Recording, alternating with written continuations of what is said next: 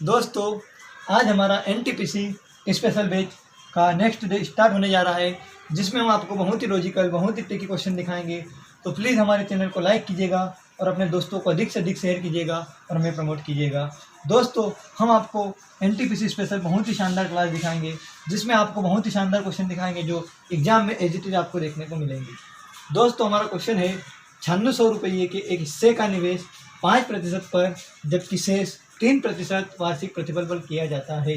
यदि दोनों भागों से प्राप्त आय समान है तो हमें बताना है कि जो कुल प्राप्त आय थी क्या थी। दोस्तों, क्वेश्चन कह रहा है एक व्यक्ति के पास 9600 रुपये है, जिसमें से वो एक व्यक्ति को 5% पर उधार देता है और दूसरे को 3% पर उधार देता है। अब कितने देता है दोस्तों हमें पता नहीं है, लेकिन वो बोल रहा है कि 1 साल के बाद जब वो दोनों से पैसे लेता है तो उनसे जो ब्याज मिलता है उसे दोस्तों वो समान मिलता है। तो हमें बताना है कि दोनों का ब्याज जो है वो टोटल कितना है। दोस्तों, हम आपको पहले इसका बेसिक बताएंगे, क्योंकि हम आपको ट्रिक बताते हैं तो आप हमेशा बोलते हो, मतलब कि बहुत ही पर्सनल मेरे पास मैसेज आते हैं कि थोड़ा बेसिक भी बताना। तो हम आपको आज थोड़ा बेसिक बताते हैं कि बेसिक किस तरीके से होता है। फिर हम आपको दिखाएंगे कि कृष्णा सर आपको किस तरीके से क्वेश्चन विदिन 30 से 40 सेकंड के अंदर करवाते हैं। दोस्तों, सबसे पहले अगर हम बेसिक करेंगे तो दोस्तों बेसिक अगर हम करें तो ब्याज का फार्मूला होता है मूलधन गुणित दर गुणित समय बटे 100। तो दोस्तों, अब हम क्या करेंगे, हमें ब्याज निकालना है कि दोनों के ब्याज समान थे और हमें पता भी नहीं है कि हिस्से कि 9600 का हिस्सा पहला क्या है दूसरा क्या है। तो दोस्तों, जब भी बेसिक से करेंगे तो हमें मानना पड़ेगा कि पहला हिस्सा x था, तो हमने माना कि पहला हिस्सा x था, तो मूलधन x है, दर कितनी है दोस्तों 5%, समय है दोस्तों 1 वर्ष अपॉन 100। दोस्तों, ये जो हमारा ब्याज है ये किसके समान है, उस दूसरे हिस्से के समान है जिसको हम 3% पर देते हैं। तो दोस्तों, अगर हमारा पहला हिस्सा x हो जाएगा तो 9600 में से पहला हिस्सा x हो गया, तो हमारा दूसरा हिस्सा आएगा दोस्तों 9600 माइनस x। इसको दोस्तों हम देते हैं 3% रेट पे 1 साल के लिए, अपॉन में आ जाएगा दोस्तों 100। अब दोस्तों हम क्या करेंगे, 100 से 100 चला गया, 5 का x हम इंटू करेंगे दोस्तों तो 5x। उसके बाद दोस्तों हम 3 का इसमें गुना करेंगे तो 3 का 0 में करेंगे 0, 3 का 0 में करेंगे 0, 6 3 18 के 8 हटकाया 1, 9 3 27 और 1 28।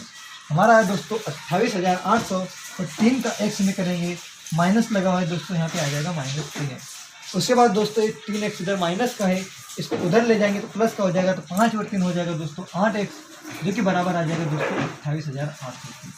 उसके बाद हम क्या करेंगे दोस्तों, इसको सिंपल करेंगे, ये 4 से कटेगा 4 दूनी 8, 4 से 24, 4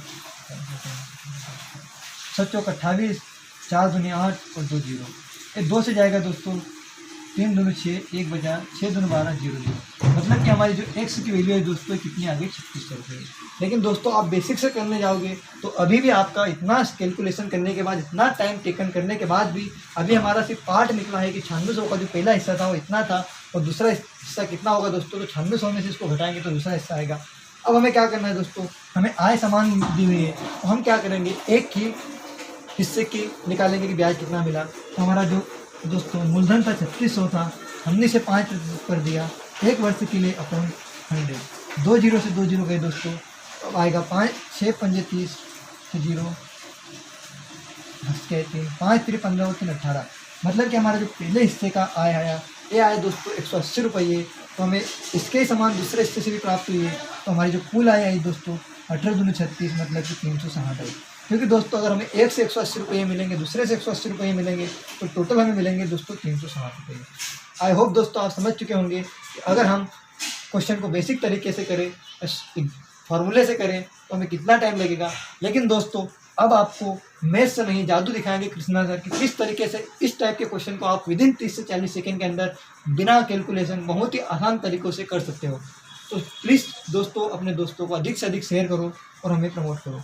तो दोस्तों, अब हम आपको दिखाने जा रहे हैं इस क्वेश्चन की जादू, क्योंकि दोस्तों मैथ्स में कुछ नहीं है, बस थोड़ा लॉजिक लगाना है। मैथ्स आपको इसलिए कठिन लगती है कि आप फॉर्मूले से करने जाते हो, जो कि बहुत ही दिक्कत देती है।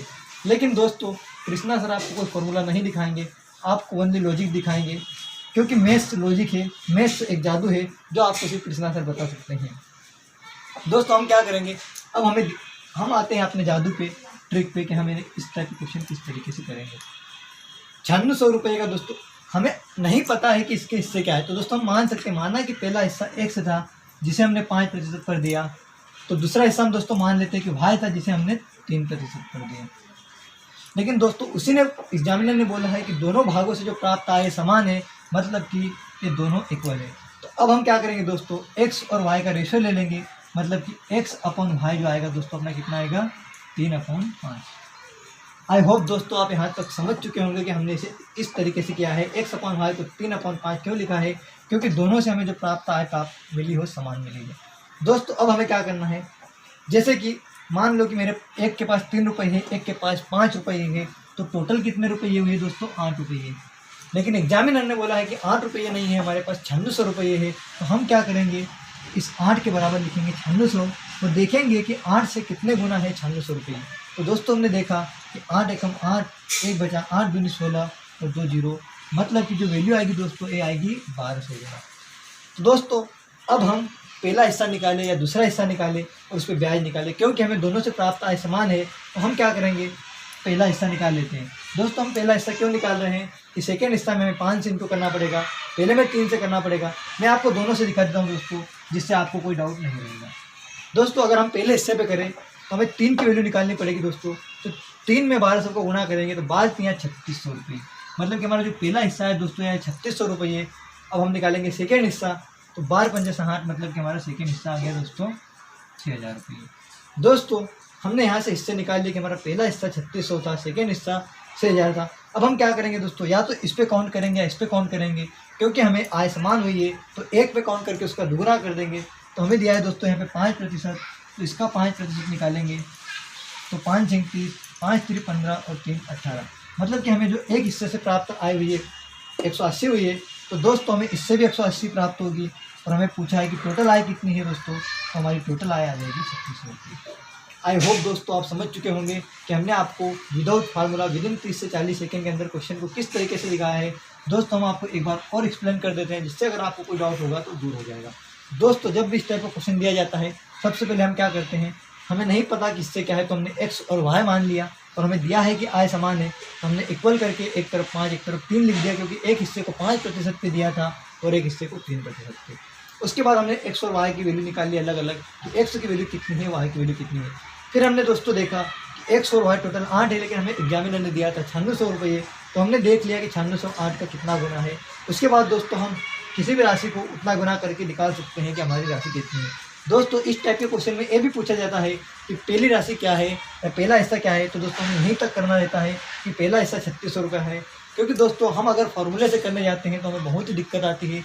लेकिन जब भी हम इस तरीके से करते हैं तो हमें जो भी पूछा जाता है हम यहीं के यहीं कर लेते हैं। अगर हमें पूछा जाए कि पहला हिस्सा क्या है, तो हम 1200 को गुना कर देंगे, 12 3600 रुपये। हमें पूछा जाए कि सेकेंड हिस्सा क्या है, तो उसमें 12 का गुना कर देंगे, आ जाएगा। उसके बाद दोस्तों हमें आय पूछी थी, तो हमने आय सिंपल तरीके से निकाल ली, उसका दुगुना करके निकाल लिया। आई होप दोस्तों आप इस क्वेश्चन को समझ चुके हैं। दोस्तों हमारा अगला क्वेश्चन है, एक व्यापारी 2 साइकिल को प्रत्येक को 4200 रुपये के मूल्य पर बेचता है, जिससे उसे न लाभ होता है न हानि होती है। यदि एक साइकिल को वो 20% के लाभ पर बेचे, तो बताओ कि दूसरे को उसने कितने प्रतिशत हानि पर बेचेगा। मतलब कि दोस्तों क्वेश्चन बहुत ही सिंपल है, जिसमें हमें दिया हुआ था एक आदमी था, मान लो कि जिसने 2 साइकिलें खरीदी थी, हमें नहीं पता कि कितने में खरीदी, लेकिन हमें बताया है कि उसने दोनों को 4200 रुपये के मूल्य पर बेचा। मान लो जिससे उसे जो और लाभ हानि हुआ वो न लाभ हुआ न हानि हुई। हमें दिया था कि यदि उसे एक पर 20% का लाभ हुआ हो, तो हमें बताना है कि उसने दूसरी साइकिल को कितने प्रतिशत हानि पर बेची, क्योंकि दोस्तों एक को लाभ पर बेचा था तो दूसरे को हानि पर बेचा होगा, जब भी तो उसे न लाभ हुआ ना हानि। तो हम क्या करेंगे दोस्तों, हम आपको दिखाते हैं कि इस टाइप के क्वेश्चन को किस तरीके से करते हैं। दोस्तों हमने आपको दिखाया था जब भी इस टाइप के क्वेश्चन आते हैं तो हम क्या करेंगे, प्रतिशत को फ्रैक्शन लिखेंगे। मतलब कि दोस्तों जो 20% की वैल्यू होती है ये होती है दोस्तों 1/5। मतलब कि हमने आपको दिखाया था कि जो 5 रुपये की वस्तु थी उसे दोस्तों उसने कितने में बेची, 6 रुपये में। मतलब कि 5 रुपये की साइकिल थी, उसने 6 रुपये में बेच दी। दोस्तों एक क्वेश्चन इतना लॉजिक है, इतना ट्रिकी है, वो एग्जाम में बहुत देखा जाता है।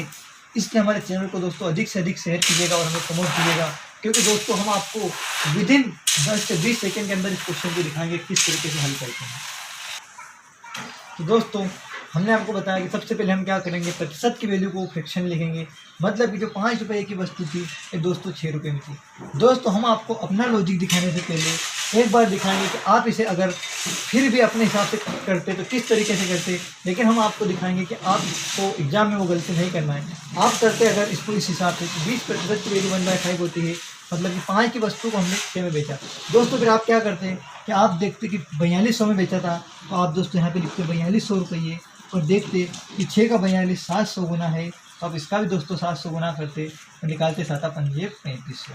मतलब कि दोस्तों आप बोलते कि 3500 रुपये की साइकिल थी जिसे 4200 रुपये में बेचा, और दोस्तों आपने दूसरी साइकिल को भी 4200 रुपये में बेचा। तो आपने देखा कि जो टोटल आपने कीमत उसे बेची तो कितने में बेची दोस्तों, 0 0 2 2 4 4 और 4 8 8400 रुपये। लेकिन दोस्तों उसने आपको बोला था कि आपको ना लाभ हुआ ना हानि, तो अगर आपने 8400 रुपये में बेचा तो दोस्तों आपने 8400 रुपये में उसे खरीदा जाएगा, क्योंकि दोस्तों अगर कॉस्ट प्राइस सेलिंग प्राइस के बराबर होता है तभी आपको लाभ और हानि नहीं होती है। दोस्तों आपने 8400 रुपये में खरीदा, जिसमें से एक को आपने 3500 रुपये में खरीदा, तो दोस्तों आपने दूसरी कितने में खरीदा होगा, तो दोस्तों आप 8400 में से 3500 को माइनस करोगे तो 0 में से 0 जाएगा, 0 में से 0 जाएगा, 14 में से 5 जाएगा तो बचेगा 9, और 7 में से 3 जाएगा बचेगा 4। मतलब कि जो सेकेंड साइकिल थी दोस्तों ये 4900 रुपये की थी, जिसे आपने 4200 रुपये में बेचा। तो दोस्तों आपको साफ दिख रहा है कि 4900 रुपये की वस्तु को आप 4200 में बेचोगे तो आपको हानि होगी दोस्तों, कितने की हानि होगी, 700 की। और दोस्तों कॉस्ट प्राइस हमेशा लाभ या हानि कॉस्ट प्राइस पे निकाली जाती है। कॉस्ट प्राइस है दोस्तों 4900 रुपये, और प्रतिशत निकालने के लिए 100 से इंटू कर देंगे, इस 7 7 49, मतलब कि 100/7 जो कि आता है दोस्तों 14 सहित 2/7%। दोस्तों आप अगर इसे इस तरीके से करोगे, क्योंकि बहुत सारे बच्चे ये भी दोस्तों विदाउट फार्मूला ही है, जो कि बहुत ही अच्छा क्वेश्चन है जिसे आप करने जाओगे, लेकिन दोस्तों आपको 700 गुना 700 गुना फिर उसका 600 गुना फिर 8400 फिर माइनस फिर प्लस क्यों करना है, क्योंकि दोस्तों आप जुड़े हो कृष्णा सर के साथ, जो आपको दिखाते हैं कि आपको कैसे आंकड़ों में खेलना है। दोस्तों आपको इस तरीके से भी क्वेश्चन नहीं करना है। तो दोस्तों हम आपको फिर दिखाएंगे कि आप इस क्वेश्चन को किस तरीके से करोगे। दोस्तों ये तो क्वेश्चन था कि अगर आप थोड़े स्मार्ट वर्क करने जाओगे तो इस तरीके से करोगे, लेकिन दोस्तों इसमें भी आपको कैलकुलेशन थोड़ा उलझा देगी, जिसमें अगर आपने थोड़ी भी गलती कर दी तो आप एग्ज़ाम में माइनस के साथ नंबर लाओगे, क्योंकि दोस्तों माइनस मार्किंग रहती है तो आपका जो एक नंबर तो जाएगा ही जाएगा दोस्तों, आपको 1/3 माइनस में ले जाएगा। तो दोस्तों हम इसे किस तरीके से करेंगे, तो दोस्तों हम आपको अब दिखाएंगे कि किस तरीके से आपको करना है, और कृष्णा सर आपको किस तरीके से दिखाएंगे, जो आप विदिन 30 से 40 सेकेंड में क्वेश्चन करके आओगे। दोस्तों हमें दिया था कि 20% लाभ पे बेचता है, तो हमने निकाल लिया कि 20% की वैल्यू होती है दोस्तों 1/5, मतलब कि 5 रुपये में उसने साइकिल खरीदी और उसने उसे बेच दी दोस्तों 6 रुपये में। दोस्तों फिर हमें दिया था कि उसने प्रत्येक को 4200 रुपये में बेचा, लेकिन दोस्तों हमें क्या मतलब कि 4200 में बेच रहा है या 4800 में बेच रहा है या 5000 में बेच रहा है 10,000 में बेच रहा है, हमें तो इतना पता है कि वो दोनों को 4200 में बेच रहा है। मतलब कि दोस्तों अगर वो पहली साइकिल को 6 रुपये में बेचेगा तो अब सेल्यूटली दोस्तों वो दूसरी साइकिल को भी 6 रुपये में बेचेगा। फिर हमने दोस्तों देखा कि 6 और 6 12, मतलब कि उसने 12 रुपये में दोनों साइकिलों को बेचा, जिससे उसे ना तो लाभ हुआ ना हानि। मतलब कि दोस्तों अगर उसने 12 रुपये में बेचा तो उसने 12 रुपये में तो खरीदा होगा, क्योंकि दोस्तों अगर वो 12 में खरीदेगा और 12 में बेचेगा जब भी तो उसको ना तो लाभ होगा ना हानि होगी। फिर हमने देखा कि 12 रुपये में अगर उसने दोनों को खरीदा था, जिसमें से एक को उसने 5 में खरीदा, तो दूसरी को दोस्तों कितने में खरीदेगा, तो दोस्तों दूसरी को खरीदेगा 7 रुपये में। अब दोस्तों हम क्या करेंगे, 7 की वस्तु को उसने 6 में बेचा, मतलब कि एक की हानि हुई, कितने को हुई दोस्तों 7 पे इंटू 100, मतलब कि 14 सहित 2/7% की हानि। आई होप दोस्तों आप समझ चुके होंगे और आप देख रहे होंगे कि कृष्णा सर आपको किस तरीके से विदिन 30 से 40 सेकंड के अंदर क्वेश्चन करवा रहे हैं। आपको आंकड़ा तो बस दिया था उलझाने के लिए, और अगर आप बेसिक करोगे, फार्मूले से करोगे तो आप उलझ जाओगे, क्योंकि आपको आंकड़ों में खेलना पड़ेगा, आपको इंटू गुणा भाग करना पड़ेगा। लेकिन कृष्णा सर आपको दिखाएंगे जिसमें आपको कोई वैल्यू को हल नहीं करना है। बस आपको क्या करना है कि 20% को आपने लिख दिया 1/5, मतलब कि 5 की वस्तु को उसने 6 में बेचा था, हमें दोनों को उसने सेम पे बेचा है, तो हम इसको भी दोस्तों 4200 क्यों बनाए, हम इसे भी क्यों ना 6 रुपये में बेच दें। फिर दोस्तों जब हमने इसे 6 रुपये में बेचा तो हमने देखा कि टोटल हमने 12 में बेचा था, तो 12 में खरीदेंगे, क्योंकि हमें ना लाभ हुआ ना हानि। तो जब 12 में खरीदा है, 12 में बेचा है, तो दोस्तों 12 में ही खरीदेंगे। तो जब 12 में से एक को 5 में खरीदा है तो सेकेंड तो ऑटोमेटिक 7 में ही खरीदेंगे। फिर हमने देखा कि 7 की खरीदी हुई वस्तु को 6 में बेचा, मतलब कि दोस्तों हमें एक की हानि हुई, कितने की हुई दोस्तों, कॉस्ट प्राइस था 7 रुपये इंटू 100, मतलब कि 14 सहित 2/7%। आई होप दोस्तों आप इस क्वेश्चन को समझ चुके होंगे इसी के साथ हम अपने अगले क्वेश्चन की ओर बढ़ते हैं। दोस्तों हमारा अगला क्वेश्चन है, ए प्लस बी सी के आधे समय में कार्य करते हैं, जबकि बी प्लस सी ए के 1/3 समय में। यदि तीनों मिलकर 30 दिनों में कार्य करें तो हमें बताना है कि ए यदि अकेला कार्य करेगा तो कितने दिनों में करेगा। मतलब कि दोस्तों में दिया हुआ है कि ए और बी मिलकर किसी कार्य को करने में उतना समय लेते हैं। कितना लेते हैं दोस्तों? मान लो कि सी किसी कार्य को करने में जितना समय लेता है उससे आधा समय ए और बी मिलकर लेते हैं, और ए जितने समय में कार्य को करने में लेता है उसका 1/3 समय बी और सी करते हैं। यदि तीनों मिलकर 30 दिनों में करे तो हमें बताना है कि ए अकेला कितने दिनों में करेगा। दोस्तों हमें यहाँ पे दिया हुआ था कि ए प्लस बी और दोस्तों दिया हुआ है सी। ए प्लस बी सी के आधे समय में कार्य करते हैं। मतलब कि दोस्तों यदि सी को समय लगेगा 2 तो ए प्लस बी को समय लगेगा 1। मतलब कि दोस्तों समय जो कार्य क्षमता आती है इसकी अपोजिट आती है। मतलब कि अगर इससे समय कम लगेगा तो इसकी क्षमता ज़्यादा होगी, और इसे समय अधिक लगेगा तो क्षमता कम होगी। हमें दिया हुआ था कि ए प्लस बी सी के आधे समय में कार्य करते हैं। मान लो कि सी को समय लगा दोस्तों 2 तो ए प्लस बी को लगेगा दोस्तों 1। दोस्तों आप समझ चुके होंगे कि हमने इस क्वेश्चन को किस तरीके से किया है, क्योंकि ए प्लस बी को सी के आधे समय में कार्य करते हैं। मतलब किसको यदि 2 दिन लगते हैं तो इनको 1 दिन लगेगा। मतलब कि ये दोस्तों आ गया समय, और दोस्तों जो क्षमता आती है इसकी अपोजिट आती है। मतलब कि इनकी क्षमता आ जाएगी 2 और इसकी क्षमता आ जाएगी 1। फिर हमें दिया है दोस्तों बी प्लस सी और ए के बारे में। मतलब कि बी प्लस सी ए के 1/3 समय में करते हैं। यदि ए को दोस्तों समय लगेगा 3 तो बी प्लस सी को समय लगेगा दोस्तों 1। क्योंकि दोस्तों ए का 1/3 तो हमने आपको दिखाया था कि जब भी इस टाइप की वैल्यू आती है तो हम नीचे की वैल्यू को मानते हैं जो हमें दिया रहता है, और ऊपर वाली वैल्यू देखते हैं कि किसकी है या किसकी नहीं है। मतलब कि यदि ए को समय लगा दोस्तों 3 दिन तो बी प्लस सी को लगेगा 1 दिन। दोस्तों आप इसको लॉजिकल भी लगा सकते हैं, क्योंकि ए अकेला करेगा तो उसको ज़्यादा दिन लगेंगे, और बी और सी मिलकर करेंगे तो उसे 1 दिन लगेगा। फिर हम इसको भी वही करेंगे दोस्तों कि इसकी क्षमता आ गई दोस्तों 3 और इसकी क्षमता आ गई 1। दोस्तों अब हमने देखा कि यहाँ पे 2 और 1 कितना है दोस्तों 3, और यहाँ पे 3 और 1 कितना है दोस्तों 4। दोस्तों हम इस टाइप के क्वेश्चन में क्या करते हैं, हमें यहाँ पे भी दिया हुआ था ए बी और सी, और हमें यहाँ पर भी दिया हुआ था ए बी और सी। तो हम क्या करेंगे कि देखते हैं कि यहाँ पे तीनों की जो क्षमता आई है दोस्तों 3 आई है, और यहाँ पे जो तीनों की क्षमता आई है 4 आई है। तो दोस्तों अगर तीनों मिल के यहाँ कार्य करें और तीनों मिलकर अगर यहाँ कार्य करें, दोस्तों कार्य कोई सा भी हो क्षमता एक रहती है व्यक्ति की। दोस्तों जो कार्य रहता है समान रहता है, तो हम क्या करेंगे इसको समान करेंगे। और हमने आपको दिखाया था कि समान करने के लिए क्या करेंगे, इस 4 का इंटू इसमें करेंगे दोस्तों, और इस 3 का इंटू इसमें करेंगे। दोस्तों जब इस 4 का इंटू हम इस पूरी संख्या में करेंगे तो क्या जाएगा 4 दूनी 8, और 4 एकम 4 और 4 तिरी 12। मतलब कि इनकी क्षमता है 1, जिसके अकॉर्डिंग कार्य हो गया दोस्तों 12। इस 3 का इंटू दोस्तों हम इसमें करेंगे पूरी संख्या में, तो 3 तिरी 9, 3 एकम 3 और 3 चौक 12। तो दोस्तों अब आप समझ चुके होंगे कि क्वेश्चन किस मोड पे चला गया। मतलब कि ए बी और सी तीनों की क्षमता कितनी है दोस्तों 12 रुपये। मतलब कि 12 दिन में कार्य करते हैं। इधर भी ए बी सी 12 दिन में करते हैं। हमने देखा कि ए की क्षमता है 3, सी की क्षमता है 4। तो दोस्तों हमने तीनों की क्षमता निकाल ली। अब हमें दिया हुआ था कि तीनों किसी कार्य को 30 दिनों में करते हैं। दोस्तों ए बी और सी अगर एक दिन में 12 कार्य करते हैं तो 30 दिनों में कितना कार्य करेंगे। हम करेंगे दोस्तों एक दिन में 12 कार्य करते हैं तो 30 दिन में कितना कार्य करेंगे। दोस्तों ए आ जाएगा कि ए बी और सी मिलकर 30 दिनों में कितना कार्य करते हैं। अब हमें पूछा है कि ए अकेला कितने दिन में करेगा। तो दोस्तों ए की क्षमता है 3, मतलब कि ए एक दिन में अगर 3 कार्य करता है तो इतना कार्य कितने दिनों में करेगा। तो 3 से दोस्तों हम डिवाइड करेंगे, 3 धाम 30 और 12 धाम 120। मतलब कि ए अगर अकेला करेगा तो 120 दिन में कार्य करेगा। दोस्तों आप इस क्वेश्चन को समझ चुके होंगे। हम आपको एक बार और एक क्वेश्चन दिखा देते हैं कि आपको इस टाइप का क्वेश्चन किस तरीके से करना है। दोस्तों ए बी हमें दिया हुआ था कि ए प्लस बी सी के आधे समय में करते हैं। मतलब कि सी को अगर 2 समय लगा तो इनको 1 समय लगेगा, और क्षमता इनकी अपोजिट होती है। दोस्तों फिर हमने लिखा बी प्लस सी को ए के 1/3 समय में लगता है। मतलब कि ए को 3 लगा तो बी प्लस सी को 1 लगा।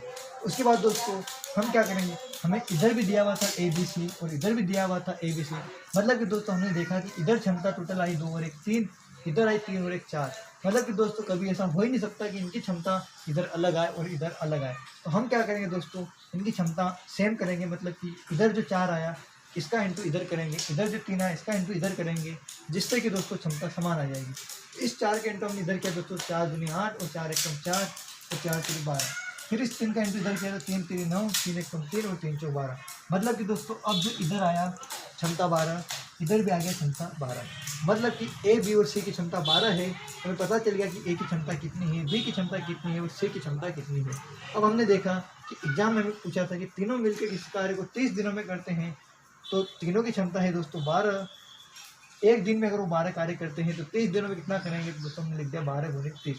फिर हमें पूछा था कि ए अकेला कितने दिनों में करेगा, तो ए की क्षमता दोस्तों 3 है, तो हमने 3 से डिवाइड कर दिया। दोस्तों अगर इसी क्वेश्चन में हमें पूछता कि बी अकेला कितने दिनों में करेगा, तो हम दोस्तों क्या करते हैं, 12 गुणित 30 जो हमारा वर्क है, फिर हम देखते हैं कि बी की क्षमता कितनी है। दोस्तों हमें यहाँ पे दिया था बी प्लस सी, और उसमें से सी की क्षमता हमें दोस्तों दी हुई है 4 और इधर दी हुई है 9। मतलब कि दोस्तों सी की अगर 4 है, 9 में से 4 6 हो गया, तो बचा दोस्तों 5 जो कि बी आ जाएगा। इधर 5 से इंटू करेंगे दोस्तों, 5 6 30 और 12 6 72, मतलब कि बी 72 दिन में करेगा। आई होप दोस्तों आप इस क्वेश्चन को समझ चुके होंगे। आशा करता हूँ दोस्तों कि आज का लेक्चर आपको पसंद आया होगा। तो दोस्तों आज हम आपको ज़्यादा क्वेश्चन नहीं दिखा पाए, लेकिन दोस्तों आपको आगे बहुत ही शानदार क्वेश्चन दिखाएंगे। तो प्लीज़ हमारे चैनल को लाइक शेयर कीजिएगा। दोस्तों हम आपको क्वेश्चन बहुत ही शानदार दिखाएंगे और आपको तरीका दिखाएंगे कि एग्जाम में आपको क्वेश्चन किस तरीके से करना है। दोस्तों हमारे चैनल को लाइक कीजिएगा और हमें अधिक से अधिक प्रमोट कीजिएगा। इसी के साथ दोस्तों जय हिंद।